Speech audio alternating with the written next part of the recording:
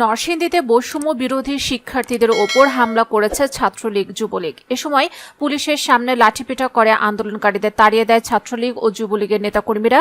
এ সময় জেলা পুলিশ সহ আওয়ামী লীগ ও মহিলা আওয়ামী লীগের কিছু সংখ্যক নেতাকর্মীকে সেখানে উপস্থিত দেখা যায়।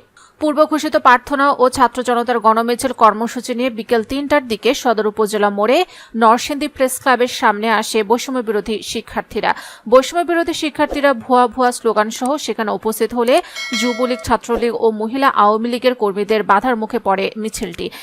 এক পর্যায়ে শিক্ষার্থীদের বেধড়ক লাঠিপেটা ও মারধর শুরু করে ছাত্রলীগ ও যুবলীগের নেতাকর্মীরা। এতে কমপক্ষে ১০ জন আন্দোলনকারী আহত হয়। এ সময় পুলিশকে নীরবে দাঁড়িয়ে থাকতে দেখা যায়।